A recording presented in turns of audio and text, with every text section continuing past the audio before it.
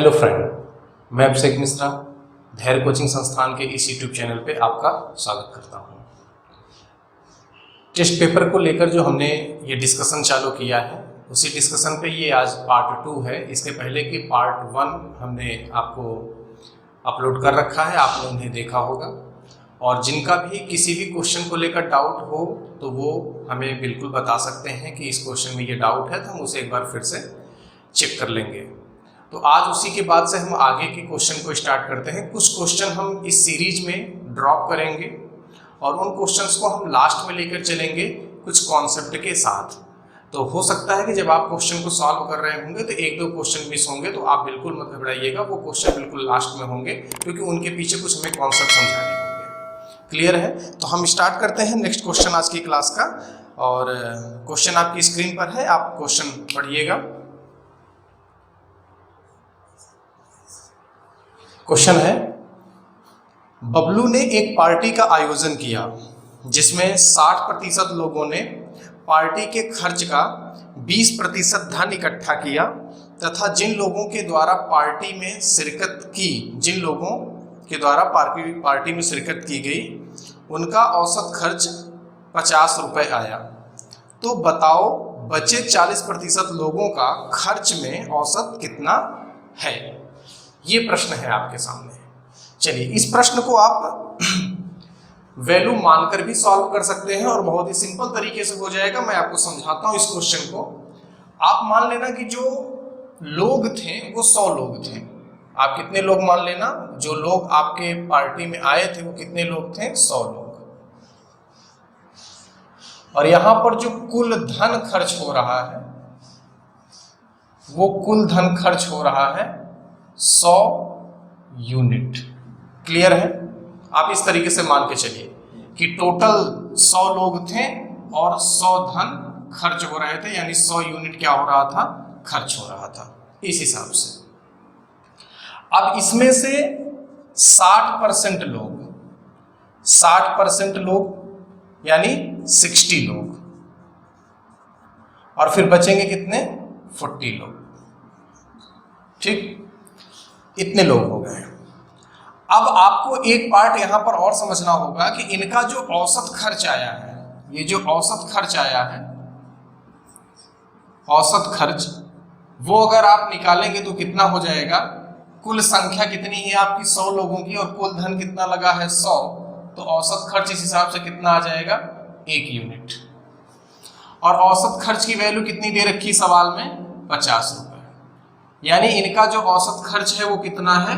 1 unit है, यानी 50 रुपए है। अब आपसे प्रश्न में ये कहा जाता है कि जितना धन लगता है उसका, यानी अगर 100 यूनिट का धन लगता है तो उसका 20% 60 लोगों ने दिया है। यानी अगर 20% दिया होगा, 20% ऑफ 100 यूनिट, तो कितना हो गया? 20 यूनिट तो इन लोगों ने दे दिया। अब बचा कितना? अगर टोटल 100 यूनिट पैसा खर्च करना था तो 20 यूनिट पैसा तो 60 लोगों ने दे दिया, तो बचा कितना? 60 यूनिट। कितना बच गया? 60 यूनिट। क्लियर है? Sorry, 80 unit. कितने यूनिट बच गए? 80 यूनिट। अब आपको औसत निकालना था। औसत कैसे निकलेगा? यहां पर जब आप एवरेज निकालेंगे, यहां पर आपको क्या निकालना था? औसत। तो टोटल अमाउंट कितना है? 80। लोग कितने हैं? 40 यूनिट में है, तो टोटल कितना हो जाएगा? ये 2 यूनिट। अब आप देख रहे हैं कि 1 यूनिट की वैल्यू कितनी है? 50 रुपए। तो 2 यूनिट की वैल्यू कितनी हो जाएगी? 100 रुपए। तो ये इस सवाल का क्या हो जाएगा? आंसर। क्लियर है? आप नोट कर लीजिएगा।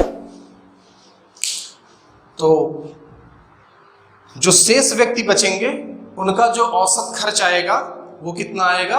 100 यूनिट का खर्च आएगा, यानी 100 रुपए का खर्च उनका आएगा।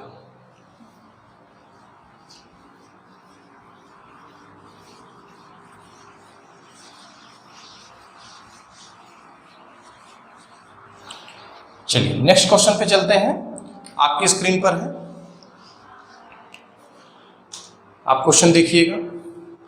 Question number 11। क्वेश्चन दे रखा है कि एक दुकानदार के पास यन चॉकलेट हैं, एक ग्राहक यन चॉकलेट का 10% खरीदता है, दूसरा ग्राहक बचे भाग का 20% खरीदता है, उसके बाद एक और ग्राहक आता है और वो शेष भाग का 25% खरीद कर चला जाता है। यदि दुकानदार के पास 270 चॉकलेट अभी भी बचे हैं तो ज्ञात कीजिए कि प्रारंभ में दुकानदार के पास कितनी चॉकलेट थी। क्लियर है यहां तक? चलिए, आप इसको सक्सेसिव परसेंटेज होता है तो उससे आप लगा सकते हो। तो मानेंगे आप अगर यन चॉकलेट था तो यन में सबसे पहले उसने कितने परसेंट चॉकलेट दे दिया? 10%। उसके पास बचा कितना? 90%। उसके पास बचा 90%। फिर 20% देता है तो बचा कितना? 80%। फिर 20% देने के बाद एक अन्य ग्राहक आता है और उसने 25% चॉकलेट ले लिया, तो अब दुकानदार के पास बचा कितना? 75%। और बराबर में ये कितने के बराबर है? 270 चॉकलेट के।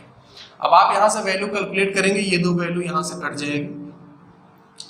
25 से कम 25, 25 चौके 25 तियां 75 और 25 चौके 100, और ये वैल्यू कट जाएगी 4 दूनी 8, ये 2 हो जाएगा। अब 9 त्रिक 27 और ये 27 करके कितना आ जाएगा? 10। तो यन की वैल्यू जब आप यहां से निकाल रहे होंगे तो 10 इंटू में इस 100 का मल्टीप्लाई होगा, वहां पर 100 डिवाइड बाय, यहां पर ऊपर सारी वैल्यू कट चुकी है, अकेले बचा कितना है? 2। तो 2 को नीचे रखेंगे और 2 पंचे 10, तो ये वैल्यू कितनी आ जाएगी? 500। ठीक है, 500 चॉकलेट हो जाएंगे। ये इस सवाल का क्या हो जाएगा? आंसर। क्लियर है? चलिए आगे बढ़ते हैं। आप स्क्रीनशॉट लेते जाइएगा जो क्वेश्चन आपको समझ में आता है, और जिन क्वेश्चंस में आपको डाउट होंगे आप उन्हें टेलीग्राम पे या आप कमेंट बॉक्स में उसको बताया करिए।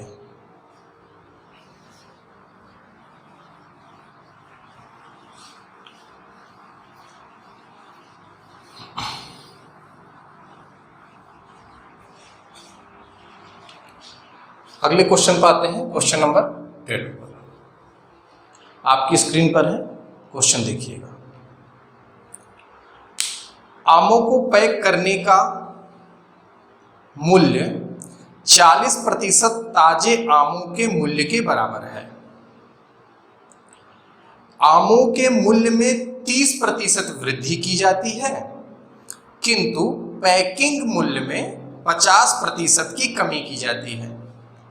यदि पैक हुए आमों का मूल्य ताजे आमों तथा पैकिंग के मूल्य के बराबर है तो ज्ञात कीजिए पैक हुए आमों के मूल्य में कितने प्रतिशत परिवर्तन हुआ। क्लियर है यहां तक? चलिए सवाल को लगाते हैं। और कुछ बच्चों का कमेंट आता है कि सर ऑफलाइन क्लास कब से स्टार्ट होगी? तो देखिए, यूपी की, उत्तर प्रदेश की स्थिति कोरोना काल में इसमें बेहतर दिखती रही है। ठीक है, लगभग बहुत कम केस इस समय आपके इलाहाबाद में पहुंच रहे हैं, तो उम्मीद ऐसी है कि बहुत जल्द हो सकता है कि लॉकडाउन खत्म हो और आपकी ऑफलाइन क्लास स्टार्ट हो जाए। तो वो जब होगी तब होगी, लेकिन आप लोग बिल्कुल निराश होकर न बैठे। मैं बहुत बच्चों को देख रहा हूँ कि वो बिल्कुल पढ़ाई से कोई नाता ही नहीं है उनका, तो ऐसा बिल्कुल मत करिए, क्योंकि अगर आपने अपनी पढ़ाई को ड्रॉप कर दिया या अगर आप 10 दिन 5 दिन में अपनी पढ़ाई को छोड़ देते हैं तो आप समझिए कि फिर अपना समय बर्बाद कर देंगे, फिर आपको नए सिरे से शुरुआत करनी होगी। हम ऑनलाइन क्लास इसीलिए ले रहे हैं ताकि आपके, भले ही मैं समझ रहा हूँ कि आप दिन में बैठकर 8 घंटे 12 घंटे नहीं पढ़ पा रहे होंगे, इसीलिए ऑनलाइन क्लास लेकर आ रहे हैं। बाकी भी चैनल पर जो है यूट्यूब पर आपको मटेरियल मिलते हैं, तो आप ज़्यादा नहीं, अगर आप दिन भर का डेढ़ घंटे 2 घंटे 3 घंटे भी अगर आप पढ़ लेते हैं तो वो बहुत सफिशियंट है। बस रूटीन ब्रेक ना हो, आप उसको कंटिन्यू रखिए और चीज़ों को कंटिन्यूअस करते रहिए, और बाकी जो चीज़ें छूटती हैं उन्हें हम पढ़ाते ही रहेंगे। क्वेश्चन दे रखा है कि आम का जो पैकिंग मूल्य है वो ताजे आम का 40% है। यानी अगर मैं यहाँ पर बात करूँ जो पैकिंग है, ठीक है, पैकिंग और ये फ्रेश, ठीक है, ये पैकिंग मतलब, पैकिंग का मतलब जो पैकिंग का चार्ज होता है, यानी ये पैकिंग का चार्ज है और यहाँ पर क्या है, सिर्फ आम है आपके। क्लियर है। अब आपसे बोल रहा है कि ये जो पैकिंग का चार्ज है, जो आम का मूल्य होगा उसका 40% है। तो आम के मूल्य का 40%, अगर आम का मूल्य 100 होगा तो ये कितना होगा, 40 होगा। अगर आम का मूल्य 100 होगा तो ये कितना होगा, 40 हो जाएगा। क्लियर है यहाँ तक। तो ये एक रेशियो इनके बीच में बन गया। ये इनका किसका रेशियो बना है, मूल्य का। ठीक। अब आपसे बोला जा रहा है कि आमों के मूल्य में 30% वृद्धि कर दी गई। आमों के मूल्य में 30% वृद्धि कर दी गई, 30%।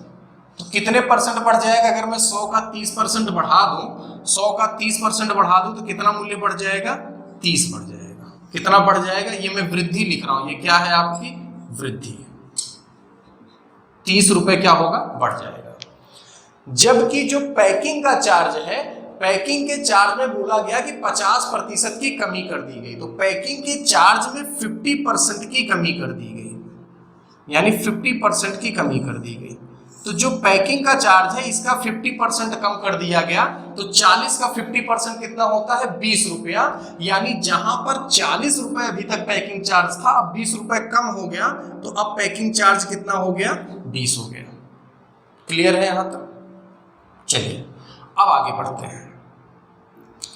अगर यहां पर देखा जाए प्रतिशत परिवर्तन आपको निकालना था, यहां पर क्या है, वृद्धि है।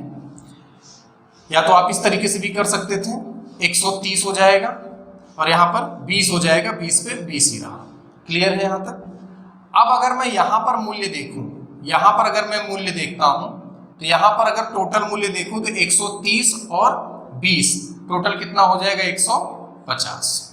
और यहां पर टोटल मूल्य देखूं तो यहां पर जो टोटल मूल्य आएगा वो कितना आएगा, 140 कुल मूल्य। और सवाल में आपको बोला गया है जो टोटल मूल्य है, यानी ये जो कुल मूल्य है, वो कुल मूल्य किसके बराबर है, पैकिंग के और ताजे आम के। क्लियर है। तो आप इस वजह से हम इन दोनों को क्या कर रहे हैं, जोड़ रहे हैं। तो ये हो जाएगा 140 और 150। आपसे प्रतिशत परिवर्तन पूछा था, तो आप यहां से देखिए कि कितना बढ़ गया है। तो यहां से कितना बढ़ गया है, 10। तो 10 बढ़ा है कितने पे, 140 पर। आप प्रतिशत निकाल देंगे इस तरीके से, एक जीरो से एक जीरो कट जाएगा, ठीक है। और 2 सत्ते 14, 2 पंचे 10, तो यानी 50/7%। क्लियर है। तो इसका जो आंसर आ जाएगा, जब आप इसे सॉल्व करेंगे तो आ जाएगा 7.14। इसको सॉल्व करेंगे तो आंसर आ जाएगा 7.14%। 7.14% इस क्वेश्चन का आंसर हो जाएगा। ठीक है, यहां तक स्क्रीनशॉट ले लीजिएगा। ये बिल्कुल डिटेल मेथड है, आप डिटेल मेथड से इस तरीके से सॉल्व कर सकते हैं। बाकी इसको आप फ्रैक्शन से भी सॉल्व कर सकते थे, तो बहुत ही जल्दी हो जाता। एग्जाम में जब आप इसे करने जाएंगे, तो मैं आपको बता रहा हूँ, मैं बार बार समझाता हूँ इस चीज को, क्लास में भी इस चीज को मैं रिपीट करता हूँ कि देखिए, चीजों को समझने का तरीका अलग होता है। जब आप किसी चीज को नोट्स में लिखते हैं, जब आप क्लास अटेंड करते हैं, तो उसमें टीचर की मजबूरी ये है कि वह उसे पूरे प्रोसेस से लेकर चलते हैं, क्योंकि बेसिक और डिटेल आपको पता होना चाहिए। ट्रिक के पीछे बिल्कुल मत भागिए। ट्रिक क्या है कि एक सवाल में लगा, 2 सवाल में लगा, तीसरे सवाल में हो सकता है आप न लगा पाए। तो किसी भी ट्रिक को समझने के लिए, किसी भी डायरेक्ट मेथड को समझने के लिए आपको पूरा डिटेल मेथड समझ में आना चाहिए। और मैथ एक ऐसी चीज है कि अगर आपको 3 चीजें बस समझनी है। एक, किसी भी चैप्टर का बेसिक कॉन्सेप्ट पता होना चाहिए, कुछ मेथड पता होने चाहिए जिन्हें टेक्निक कहेंगे हम, कि इस टेक्निक से भी ये सवाल सॉल्व हो सकती थी। जैसे ये एक मेथड था, क्लियर है। एक फ्रैक्शन मेथड भी होगा, इसको फ्रैक्शन के तरीके से भी सॉल्व कर सकते हैं। और तीसरा पार्ट है आपका कैलकुलेशन। अगर ये 3 पार्ट आपके पास है और इसके बाद आप किसी भी चैप्टर पर 100, 200, 300 क्वेश्चंस की प्रैक्टिस कर लें, उसके बाद फिर आपका टाइम इंप्रूवमेंट बहुत अच्छा हो जाएगा और फिर आपके मैथ के नंबर इंप्रूव होने लगेंगे। तो आपको यही 3 चीजों को गेन करना है, कैलकुलेशन, कॉन्सेप्ट और मेथड। 3 चीजों को पकड़ना है। उसके बाद प्रैक्टिस जरूरी है, और प्रैक्टिस जब हो जाएगी तब आपके सारे क्वेश्चन अच्छे से सॉल्व होना स्टार्ट हो जाएंगे। चलिए आगे बढ़ते हैं।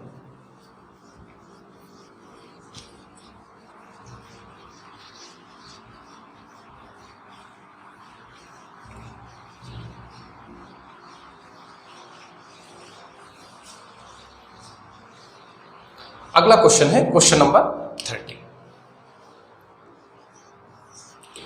क्वेश्चन आपकी स्क्रीन में दे रखा है। एक विद्यालय में 2700 विद्यार्थी हैं। पिछले दिन 4% लड़कों को छोड़कर सभी विद्यार्थी उपस्थित थे, यानी 4% लड़के नहीं आए, कहीं चले गए।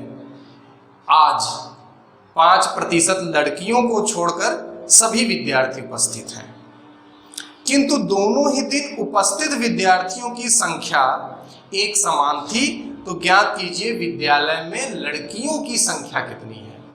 अब आप अगर सोचें तो इस सवाल में एक लाइन का क्वेश्चन है कि अगर उपस्थित विद्यार्थियों की संख्या बराबर है तो इसका मतलब ये है कि अनुपस्थित विद्यार्थी भी बराबर है।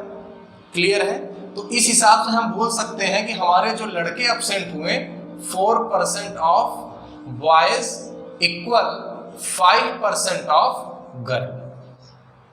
तो यहां से जब आप बॉयज रेशियो गर्ल निकालेंगे तो वो कितना आ जाएगा 5:4, और ये हो जाएगा 9 यूनिट, और 9 यूनिट की वैल्यू सवाल में कितना दे रखा है 2700।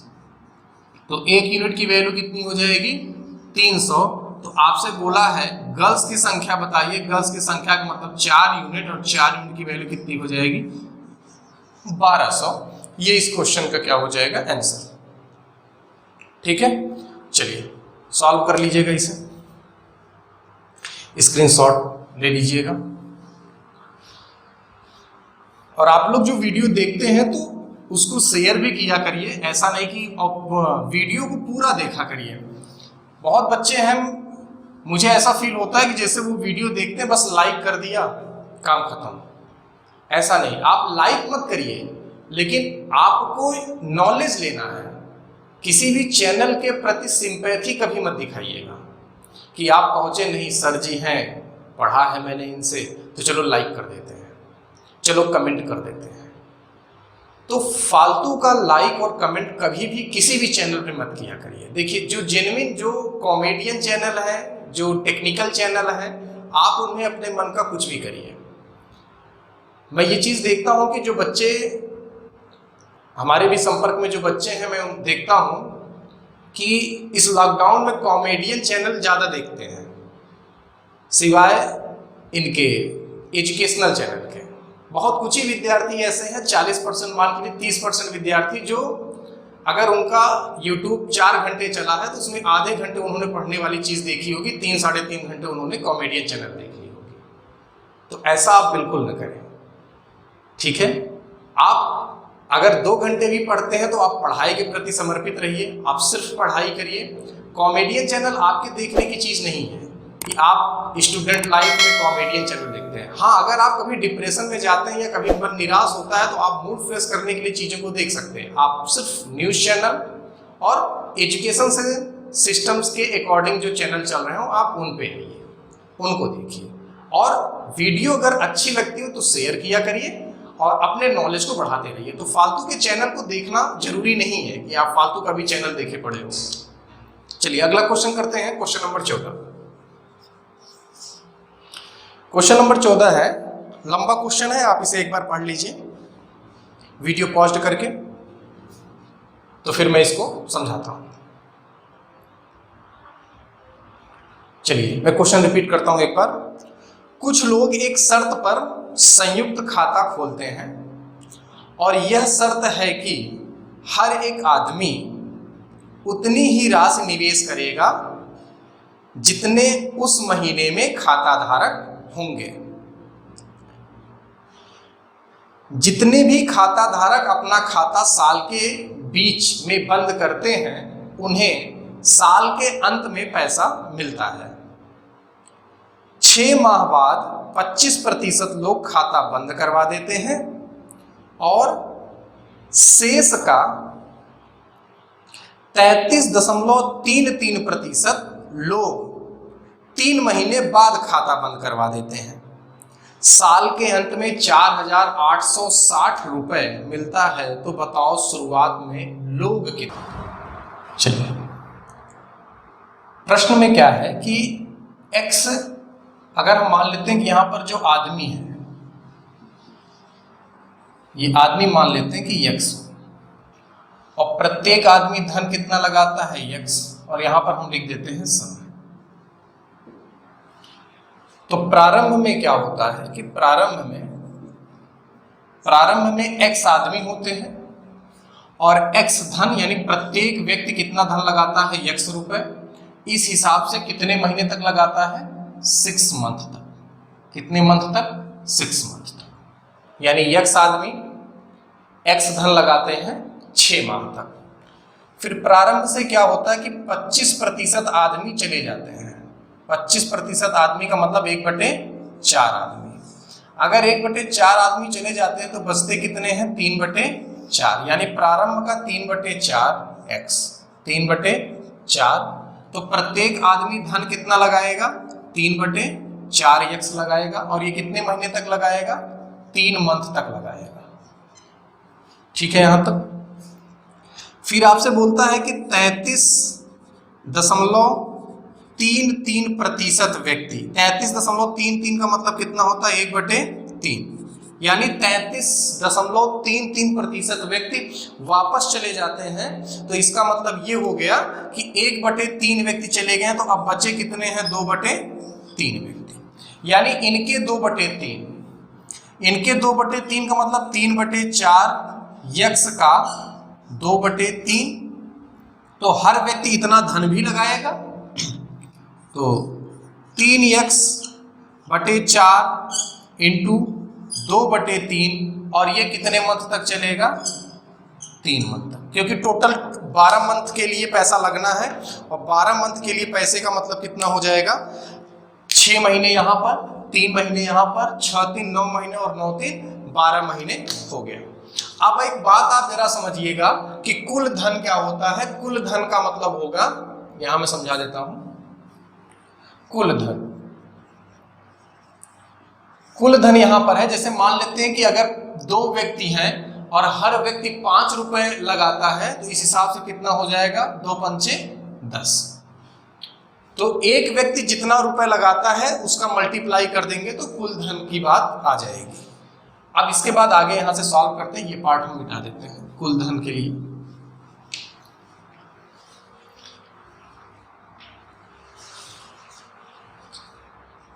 x व्यक्ति x रुपए लगाते हैं, तो x का स्क्वायर, और ये कितने महीने तक लगाते हैं, 6 महीने तक। तो ये कितना हो जाएगा, 6x² प्लस इनका भी मल्टीप्लाई करेंगे, ये आपस में मल्टीप्लाई होंगे, समय भी मल्टीप्लाई होगा। पार्टनरशिप में आपने देखा होगा कि समय का भी मल्टीप्लिकेशन होता है।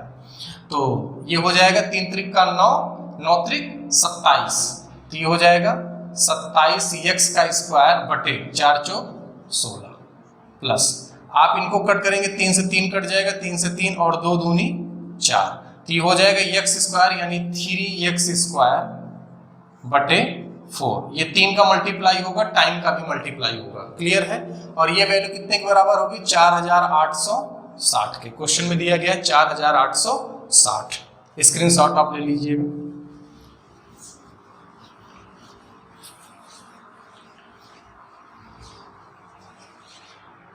आगे बढ़ते हैं। अब अगर इनका एलसीएम आप लेना चाहें तो इनका एलसीएम 16 आ जाएगा। 16 छक्के 96x² प्लस 27x² और प्लस 4 तिहाई 12x² बराबर में 4860। आप इनको ऐड कर लेंगे तो 7 6 13, 13 2 15 की 5, हासिल लगे 1, 9 1 10, 2 12 1 13, 135x² बराबर 4860 इंटू में 16। तो यहाँ पर x की वैल्यू जब आप निकालेंगे तो √4860 इंटू में 16 और डिवाइड बाई 135। क्लियर है यहाँ तक। अब आपको ये वैल्यू सॉल्व करनी, 5 से कट कर देते हैं इसे, 5 दूनी 10 और 5 सत्ते 35। इसको भी कट करेंगे 5 से, 5 9 45, 3 और 5 सत्ते 35 और 5 दूनी 10। क्लियर है। फिर 3 से कट कर लेते हैं, 3 9 27 और 3 से इसे कट कर लेंगे तो 3 त्रिक का 9 और 24। ठीक है यहाँ तक। 9 त्रिक 27, 3 त्रिक का 9 और 24 3 72। 9 से सीधे ये कट हो जाएगा और 9 त्रिक 27 हो जाएगा और 12 9 छक्के 36। यानी ये जो वैल्यू आ जाएगी इसको मैं इधर लिख देता हूँ √36 इंटू में 60। क्लियर है यहाँ तक? अब इसकी वैल्यू कितनी आ जाएगी 6, इसकी वैल्यू 4 और मल्टीप्लाई होकर कितनी आ जाएगी 24 आ जाएगी। ये इस सवाल का क्या हो जाएगा आंसर हो जाएगा। क्लियर है? तो इस सवाल का आंसर कितना आ गया 24। सवाल थोड़ा सा लेंदी था और सवाल आप लेंदी कह भी सकते हैं। अगर आप एग्जाम में क्वेश्चन को सॉल्व कर रहे होते तो आपको स्टार्टिंग यहीं से करनी थी। ये चीजें इसके पहले का जो पार्ट था, अब देखिए कि होता क्या एग्जाम में, जो बच्चे अच्छी खासी प्रैक्टिस करके गए होते हैं वो बच्चे सवाल को पढ़ते पढ़ते आधे से ज्यादा कैलकुलेशन सॉल्व कर लेते हैं, तो वो सीधे इसी लाइन पर पहुंचते हैं और इतना कैलकुलेशन करके वो आंसर निकाल सकते थे अपना। और अगर आप पूरा प्रोसेस से लगाएंगे तो सवाल थोड़ी सी लंबी हो जाएगी।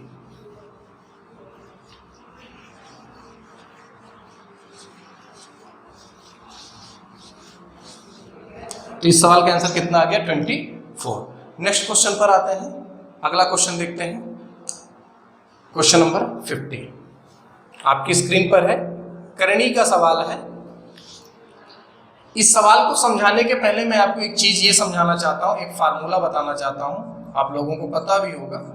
फार्मूला √a माइनस √b का होल स्क्वायर, और अगर ये करणी में रहे तो ये वैल्यू कितनी आ जाएगी √a माइनस √b। ठीक है यहाँ तक? अगर आप √a माइनस √b का होल स्क्वायर को सॉल्व करेंगे तो ये आ जाएगा आपके पास √a का स्क्वायर प्लस √b का स्क्वायर और -2 √ab। ये वैल्यू a आएगी, ये वैल्यू b आएगी और -2 √ab। अब आप एक चीज गौर समझना कि ये जो आपके करणी का क्वेश्चन है इसमें इसी फार्मूले का यूज है। इस फार्मूले को आप ध्यान से समझिएगा। जो बच्चे पहली बार देख रहे हैं तो आप इसका स्क्रीनशॉट लेकर इसे एक बार समझने की कोशिश करिएगा। हम इसके बाद इसको समझाने का प्रयास करते हैं।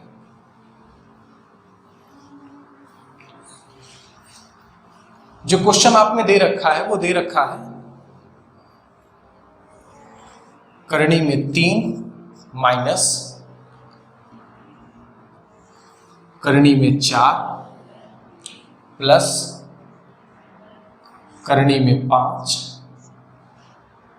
Plus √17 minus 4 √15। ठीक है यहाँ तक? क्वेश्चन मिला लीजिएगा एक बार। सही है। अगर मैं सिर्फ इतने को सॉल्व करूं, सिर्फ इतने को, तो मैं इसको समझाते हुए चल रहा हूं।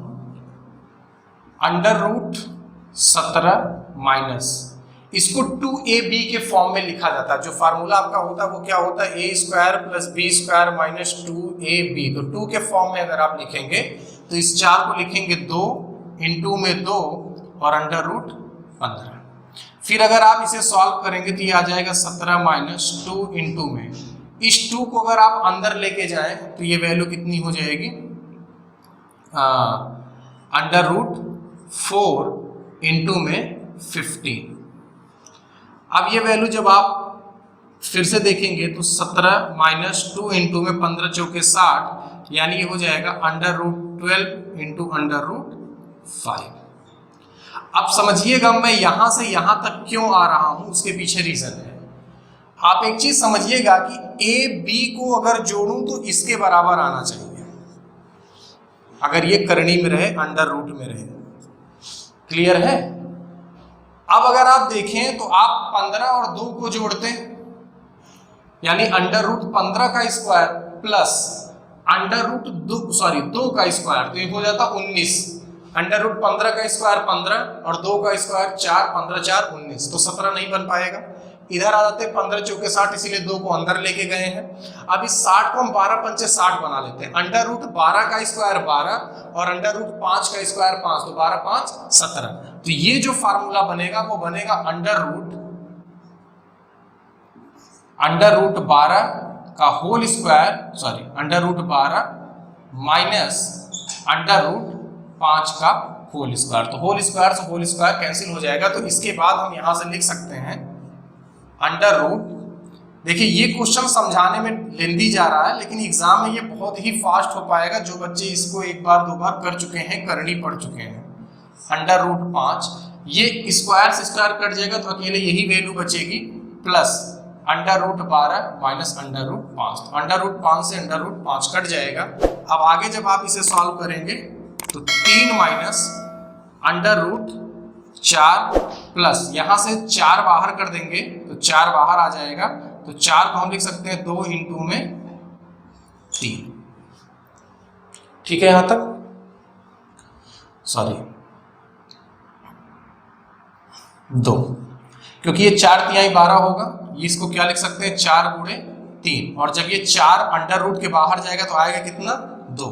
तो इसके बीच में हम 1 का मल्टीप्लाई कर सकते हैं। अब ये जो फार्मूला आपका बन गया, ये फार्मूला आपका बन गया अंडर रूट 3 प्लस 1 का होल स्क्वायर। ये फार्मूला, ये 1 का मल्टीप्लाई तो आप कहीं भी करा सकते हैं। तो अब ये देखिएगा अंडर रूट 3 का स्क्वायर प्लस 1, 3 1 4 और 2ab। अब आप इसे आगे सॉल्व करेंगे तो ये हो जाएगा अंडर रूट 3 माइनस, ठीक है 1 मिनट,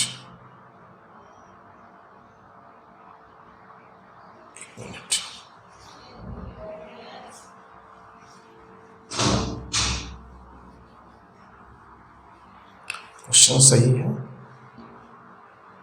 अंडर रूट 12, हाँ ठीक है। अंडर रूट 3, क्वेश्चन में कहीं कुछ गड़बड़ है, यहां पर अंडर रूट 3 होगा। एक बार क्वेश्चन मिला लीजिएगा, यहां पर अंडर रूट 3 होगा। तो ये अंडर रूट 3 माइनस ये जो फार्मूला बनेगा वो किसका बनेगा, अंडर रूट 3 प्लस 1 का होल स्क्वायर, और अंडर रूट में रहेगा तो यहाँ से क्या आ जाएगा अंडर रूट 3 प्लस 1, ये वैल्यू कट जाएगी और ये माइनस का मल्टीप्लाई। तो ये फाइनली आंसर कितना हो जाएगा minus under root minus 1। Clear है यहाँ तक। इसको जब आप सॉल्व करेंगे तो आपको ये चीज मिल जाएगी, और ये माइनस का जब मल्टीप्लाई होगा तो माइनस अंडर रूट 3 हो जाएगा और माइनस 1 हो जाएगा। ये स्क्वायर से ये अंडर रूट कैंसिल हो जाएगा। तो अंडर रूट 3 का अंडर रूट प्लस माइनस 3 में कट जाएगा और माइनस 1 का अकेले बचा रह जाएगा। नोट कर लीजिएगा, इसे स्क्रीनशॉट ले लीजिएगा। चलिए आगे बढ़ते हैं।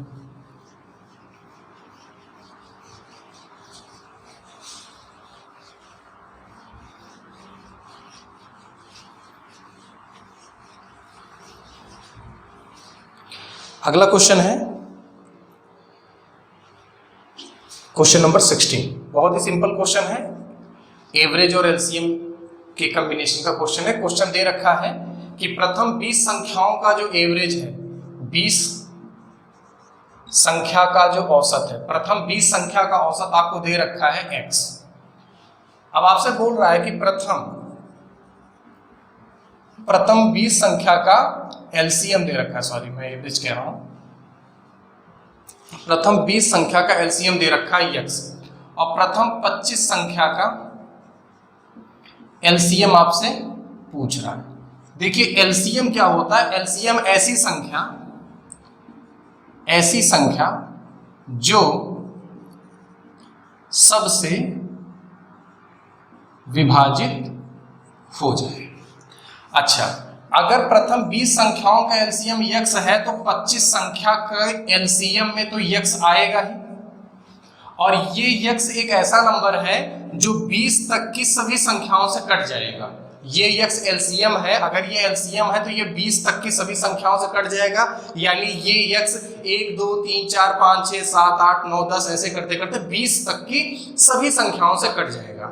अब अगर इस 25 तक की संख्याओं को अगर एलसीएम बनाना हो तो मुझे ये पता है कि ये नंबर 21, 22, 23, 24 और 25 से भी कटे। अब इस यक्स में देखते हैं क्या ये यक्स 21 से कटेगा, तो 21 से कट जाएगा क्योंकि 21 का मतलब क्या होता है 7 गुणे 3, और ये 7 और 3 तो 20 तक की संख्या में पहले से आ चुके हैं। जब आपने 1 से विभाजित किया, 2 से किया, 3 से किया, 4 से किया, 5 से किया, 6 से किया और 7 से किया, तो 7 और 3 से तो कर ही दिया ना। क्लियर है यहां तक? तो 21 तक तो विभाजित हो ही गया है। 22 की बात करें तो 22 का मतलब 11 गुणे 2, तो इस यक्स में 2 भी आ चुका है और 11 भी आ चुका है। 23 की बात करें तो 23 नहीं आया है, तो 23 का गुणा कर देते हैं। 24 की बात करें तो 8 गुणे 3, और 25 की बात करें तो 5 गुणे 10 कर लेते हैं। ये देखिए 25 5 दूनी 10 और इसमें 5, इसका 5, 25 बन गया। तो कुल मिलाकर इसका जो एलसीएम होगा वो कितना होगा? 23x होगा। क्लियर है? उम्मीद करता हूं कि ये क्वेश्चन आपको समझ में आया होगा, और आज के जितने भी क्वेश्चन हमने कराए हैं वो आपको समझ में आया होगा। आगे के जो भी क्वेश्चन होंगे वो इसी तरीके से हम सॉल्व कराते रहेंगे आपको। आप चैनल पर इसी तरीके से आते रहिए और अपने समय को इस चैनल पर जो भी मैटर दिए जा रहे हैं उसका उपयोग करिए। ठीक है? अगले नेक्स्ट वीडियो में हम फिर मिलेंगे, और बच्चों की डिमांड है प्रॉफिट लॉस को लेकर भी, तो हम जैसे ही टाइम एंड वर्क के 50% चैप्टर को कवर कर लेंगे इस सेशन को लगाने के बाद, फिर हम टाइम एंड वर्क के बाद प्रॉफिट एंड लॉस और जो भी चैप्टर है उनमें बारी बारी से हम आते रहेंगे। अगर चैनल वीडियो समझ में आया हो तो आप वीडियो को शेयर करिएगा। धन्यवाद।